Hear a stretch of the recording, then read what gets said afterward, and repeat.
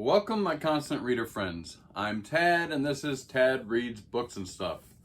Welcome back to another amazing episode. All right, so I've got my stack of books here.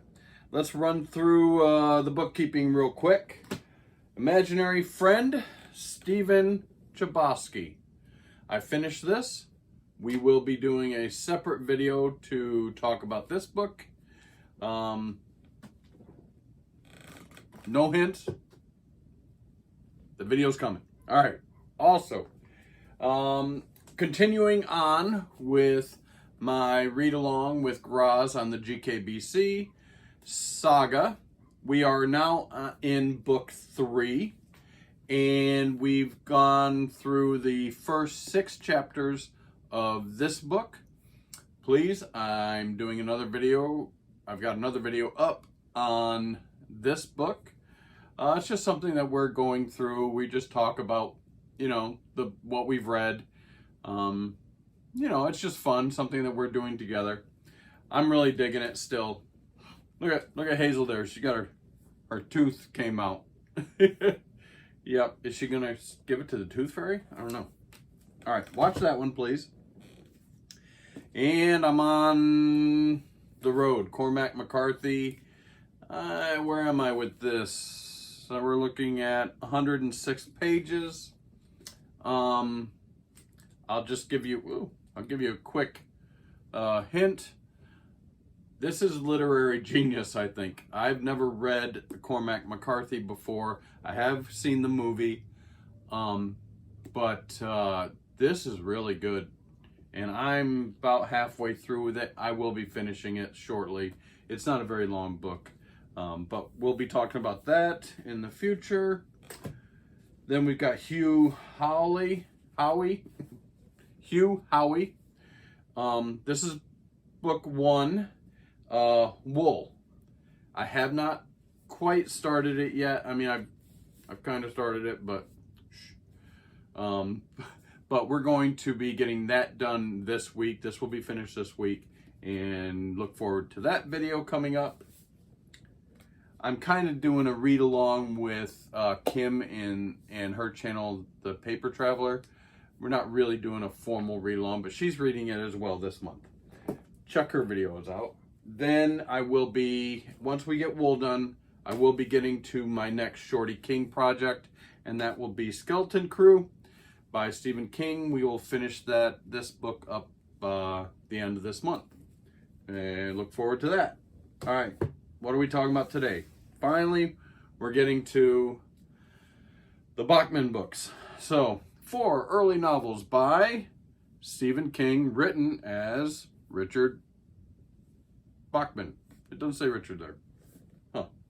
Anyways, written as Richard Bachman. So, in mine, this is it's falling apart. I really need to protect this. But some of the things I noticed, all the Bachman books are published in this book club edition style, where they're, I don't know if you can see this, but I'm sure you can, where they're shorter on your bookshelf than the standard published books.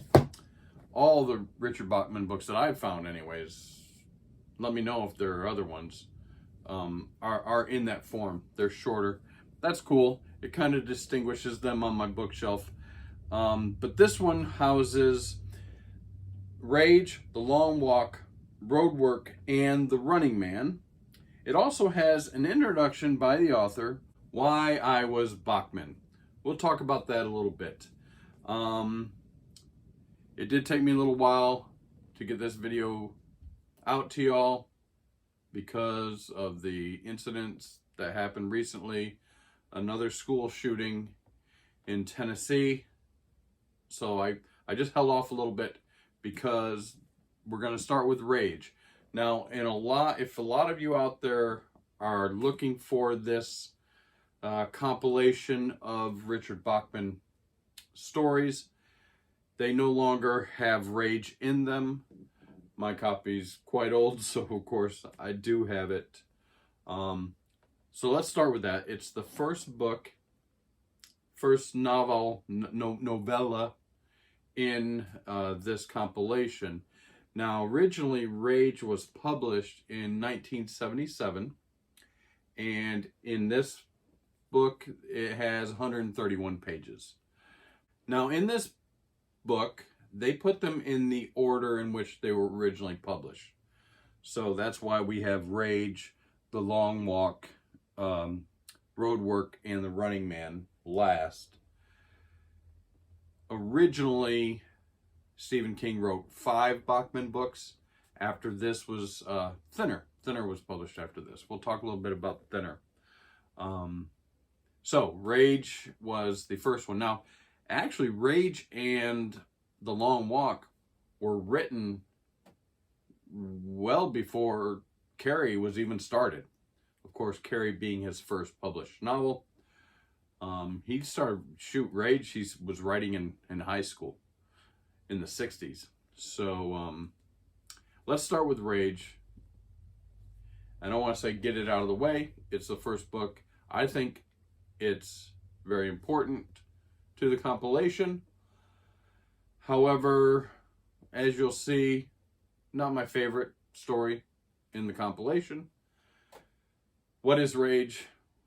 Well, of course, as a lot of you know, it's a story about a school shooting. So, our protagonist in Rage is Charles Decker, and he goes to Placerville High School, and basically he comes to school one day, his stomach is ailing, he's not feeling great, some things have happened in his life, and he decides he's going to do something about it. His choice is to become violent. He kills a teacher, shoots and kills a teacher, and then basically takes that teacher's class over, kind of like taking hostages. Another teacher comes to the door, he shoots and kills that teacher, and he not only really takes this class hostage, he kind of takes the whole school hostage, even the whole town. There's some discussions that happen between Charles over the loudspeaker system with the principal and then the sheriff in town and things like that, and they get snipers to come. So, you know, the whole town, of course, is outside. Everybody else from the school is evacuated except for this one class. And pretty much what happens is he gets the kids to come true. He wants the kids in the class to tell their stories. Why are they like they are? How come some of them are so horrible and mean to other kids? How come some are withdrawn, you know, and loners? And what about the girls and their promiscuities and things like that? He gets the kids to tell their stories, of course, as he tells his story. What I want to say really about this is it's not realistic at all. It definitely is a fiction that Stephen King was writing. This idea of a kid getting all these other kids in class to tell these stories and do some crazy outlandish things just doesn't ring true at all. I know it's a fantasy and whatever, he's telling this story, but for people to think that this is kind of an instruction book to other wannabe school shooters, I don't think holds a lot of water. I know that Stephen decided to remove Rage from other publications of this book because there was a school shooting and they found this book at the home of the kid who did the school shooting, and he just didn't feel like he wanted to encourage other people to do school shootings. These are messed up people. These are psychologically damaged people that do these things. And I don't think a story or a book is going to make you do these things. I'm not trying to be crass about it, and I understand, but we're going to talk about this, I think, at the end. But I don't know. I'm kind of curious about why he made such a public statement of removing Rage from this compilation. But anyways, my thoughts on it is, it was okay. I understand why maybe this became a Richard Bachman book, because it's not that good. It's just not really written that well. Never going to be, placed up there in one of Stephen King's best writing things he's ever done. It's actually not that well written. I really didn't even like it that much. I guess it was okay. But let's move on. That was Rage. That was the first story in this compilation. The next one is The Long Walk. Now, The Long Walk was published in 1979 originally, and in this book it has 188 pages. Now, The Long Walk, I'm just going to say right off, is probably my favorite of all the stories in this book. I think it's easily the best story in this book. Other people are going to have, their other opinions of it. But this one's really cool. This is Ray Garrett, and he's one of 100 contestants. They're all male teenage male boys that have actually, you have to apply to get into the Long Walk. You have to take some tests, then there's a selection process and a notification process. You can decline, you can continue. It's a long drawn out thing to become one of the 100 contestants in this contest. It's a walk. These 100 teenage boys start in the north of Maine and just start walking south. Sometimes it lasts 4 or 5 days, it can. And it's all televised. So this has become a huge moneymaker for the US. And it's kind of dystopian, it's futuristic, it's television, taken to the next step. He wrote this before there was ever any of these reality TV shows like Survivor or Amazing Race, things like that. But everyone is captivated by this thing that happens on a yearly basis. I don't know why you would want to do it. There can be only one winner survives. You walk until there's only one left. Now, the prize for being the only one left is you get anything you want for the rest of your life. So, that can be attractive to some of these teenage boys who, for the most part, feel like they probably have nothing to look forward to in their lives. They're very despondent and poor. Maybe they think they can help their families if they win, but it's a 1 in 100 chance you're going to win. No matter how strong you are, things can happen along the way.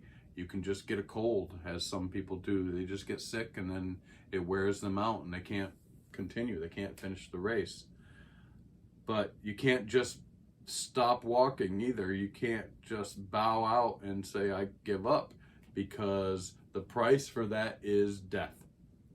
There are soldiers following the walkers and they will take you out in an instant. Now, there are some rules, of course, which make it interesting for the television viewing public. You have to walk at a pace of 4 miles per hour.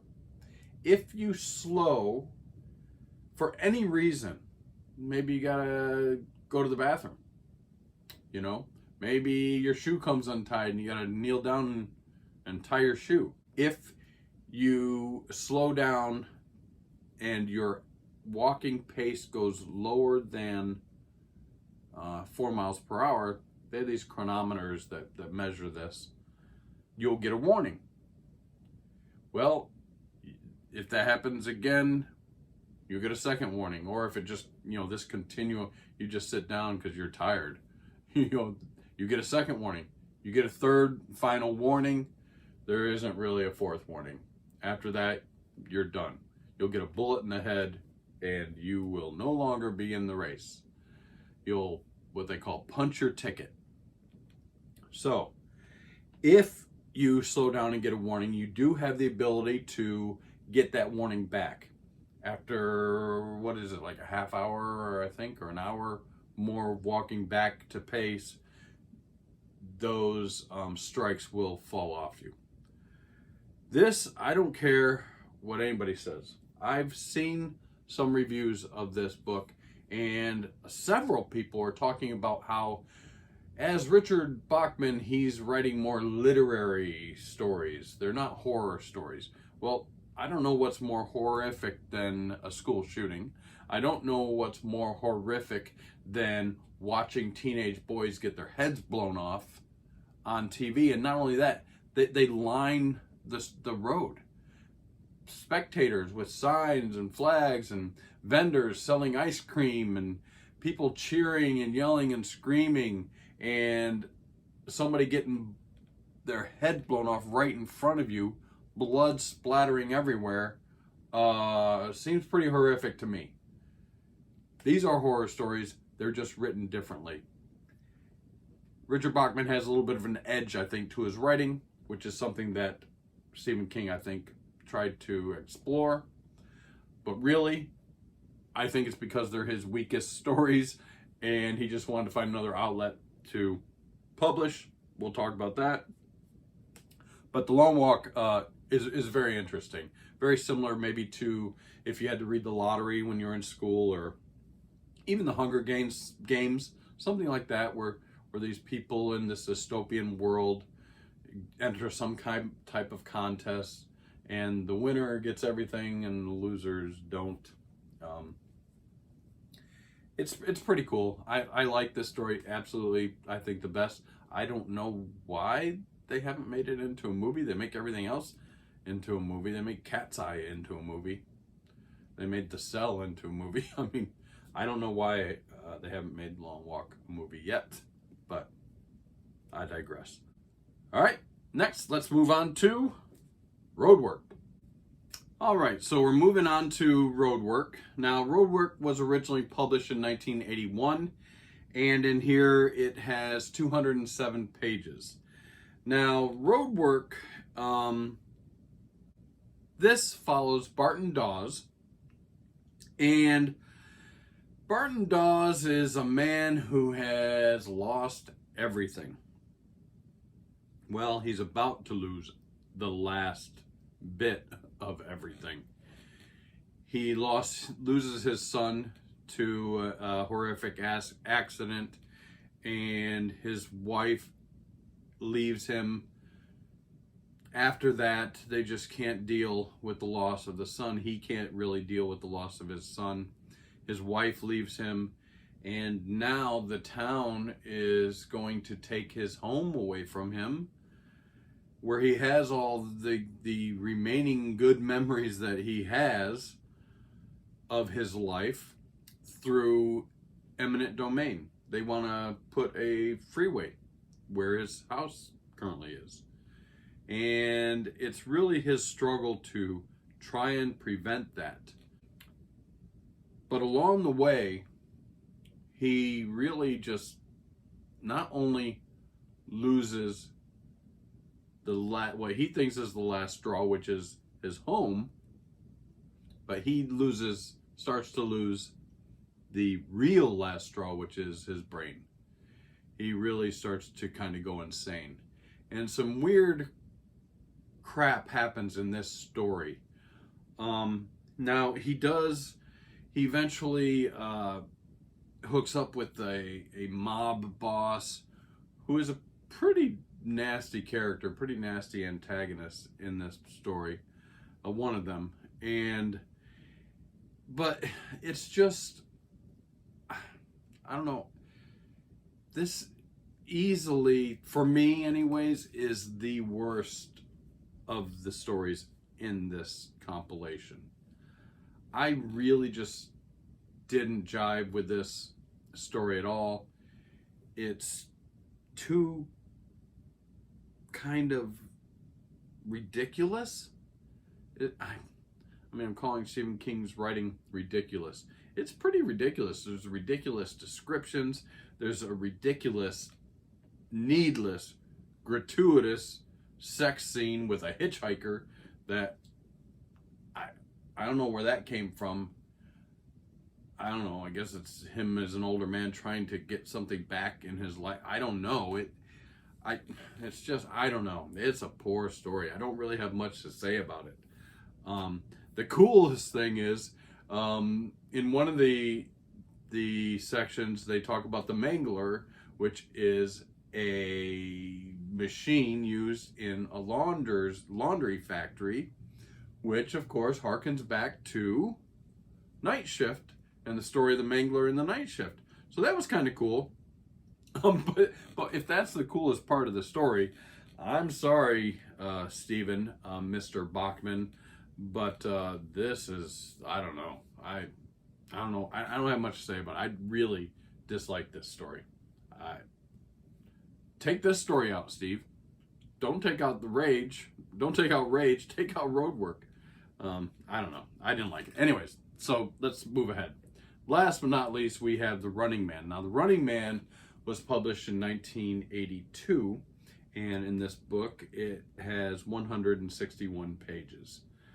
Running Man's a pretty good story.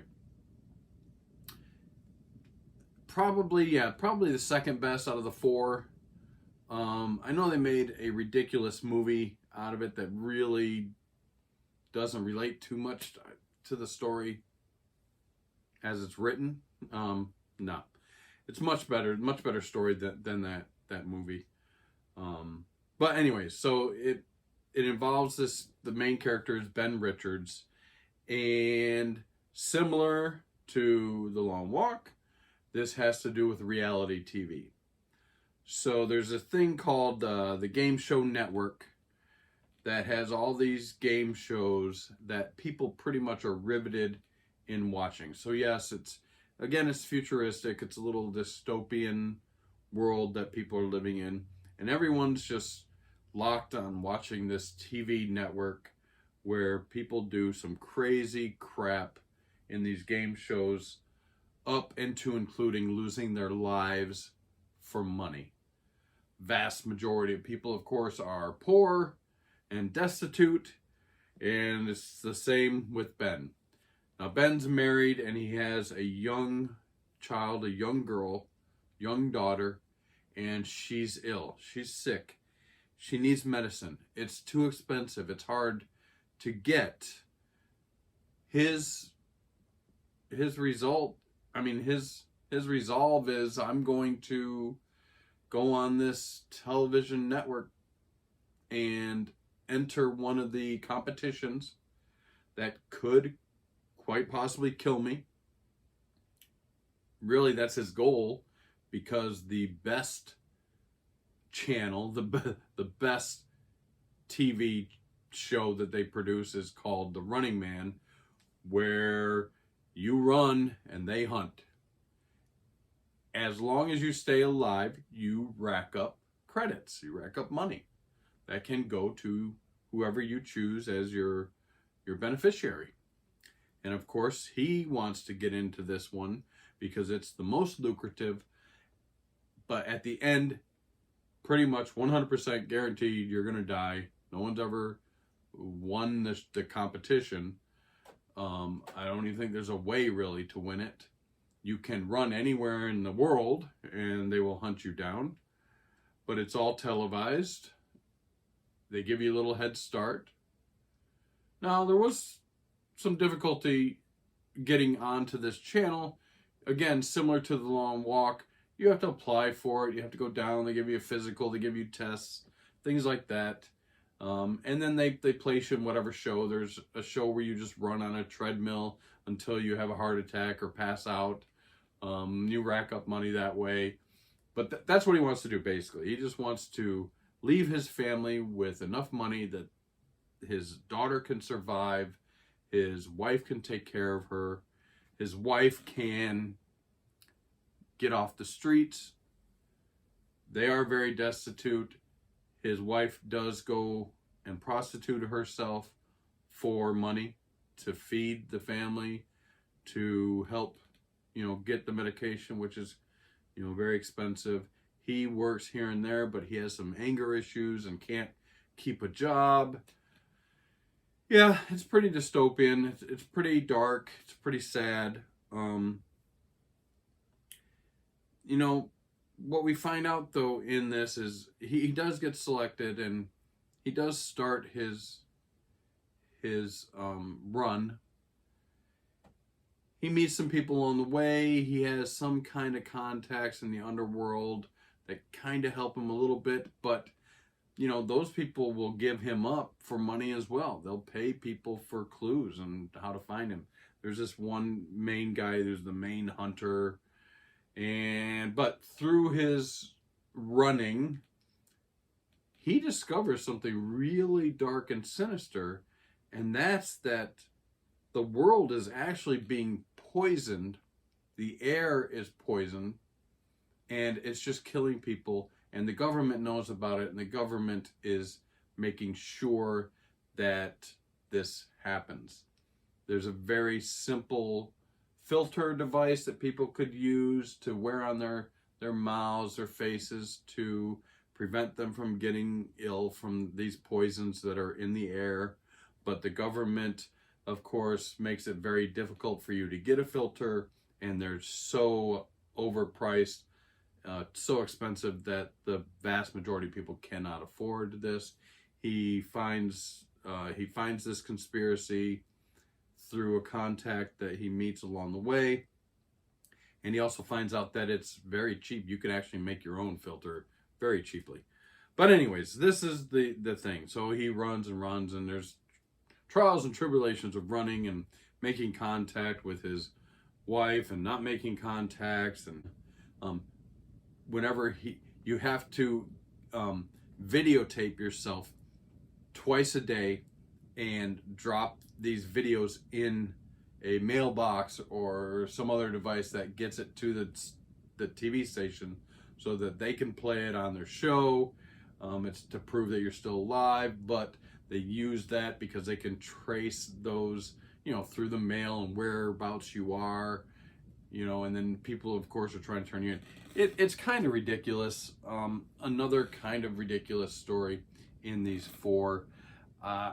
Overall, I gave this book a 3 stars. It is entertaining. It is fun to read overall, but none of these stories rise to the level of probably, and Stephen probably knew this, they just don't rise to the level of a normal piece of fiction by Stephen King that he would turn into maybe book form, total full-length book form or something like that. I think he knew that. Now, in this area where it says, why was Bachman, he talks about it a little bit, saying, he just needed another release, another outlet for his writing, and he kind of felt like he used some analogies of being like boxed in, and once you become famous, you're kind of expected to be a certain way, and he kind of wanted to break out of that. And he had these other stories that were in his trunk or just forgotten that he could try and write in a little bit of a different style. I think a little nastier, a little meaner. Again, some people were saying more literary, but it's not. They're all horror stories. Come on. The Long Walk, you're going to get your head blown off and blood splattered all over people, and people watching, cheering for your death. Roadwork, just a crazy, ridiculous story about a guy losing his mind, losing everything. And of course, Running Man. Again, I think they're all horror stories. People were finding out or thinking, wow, this is kind of similar to Stephen King's writing. And then they found out that, you know, he was dedicating these stories to people that were in his life. And also somebody researched it and found copyright, you know, in his name. And then, boom, it was revealed that it was Richard Bachman was Stephen King. I think this is one of the things about Stephen King. I love him. He's my favorite writer. I've met him a couple times. I've talked about, but I think he can be a bit of an asshole.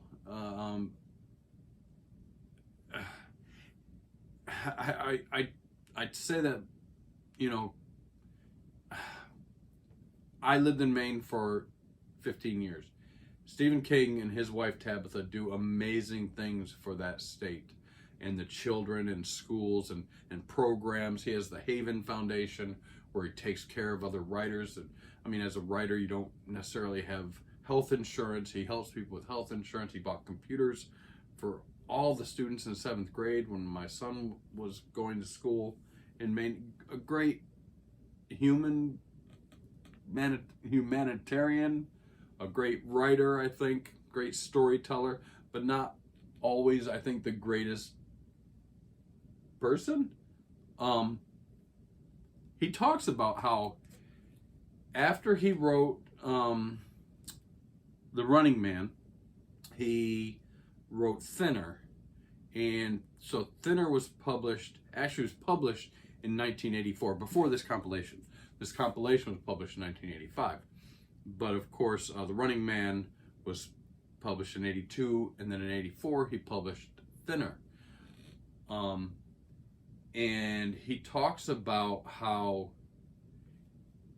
Thinner was going to be, after Thinner, he was going to publish another book as Richard Bachman, and that book was going to be Misery. He was hoping that he says in here that he was trying to prove to himself that he didn't catch lightning in a bottle, and that his fame and fortune wasn't just a fluke. He says he wanted to build Richard Bachman into an award-winning novelist as well.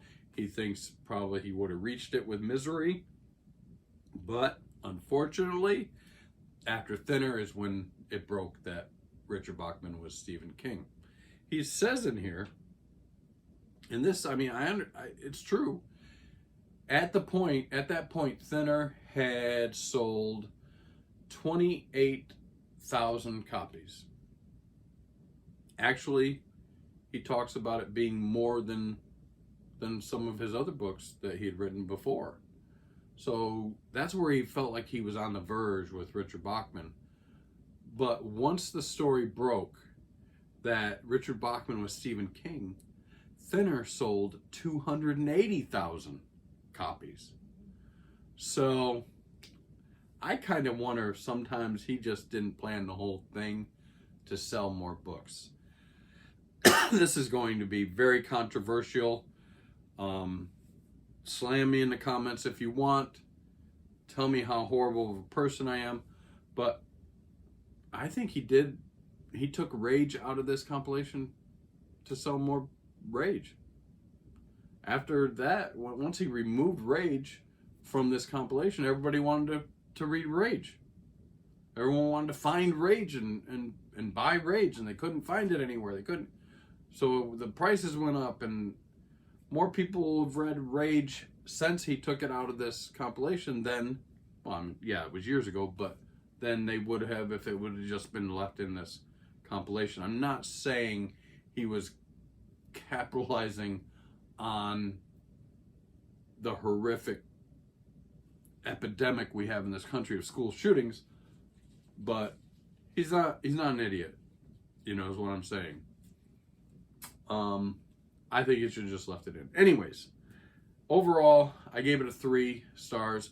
It's not the best writings of Stephen King, except for maybe Long Walk. Long Walk is good, Running Man, I think, is kind of just frivolous. I don't know. It's kind of ridiculous. Some of the writing is ridiculous, but they're fun. If you're a constant reader, definitely you'll want to search these out if you haven't read them and read them. They're good. I get 3 stars. 4.14 on Goodreads for this compilation is respectable too. Interesting. It is a way to see maybe the progression of his writing. Rage, he started writing Rage in high school, so that's interesting. So it's well worth looking up and reading, but never going to be the favorite stories of mine. I think Thinner was the best Richard Bachman book. He went on later, of course, to use Richard Bachman's name in The Regulators. I think it's horrible. I don't like The Regulators. And then Blaze is, okay. So anyways, that's finally my discussion on the third, if you count Creepshow as my second, the third installment of my Shorty King project that I'm attempting to complete this year. Next, we will be hitting Stephen King, Skeleton Crew, one of my favorites. I can't wait to discuss this. All right, guys. As always, if you found anything entertaining in this video at all, please like, subscribe, and leave tons of comments. You know I love the comments. And until next time, peace out.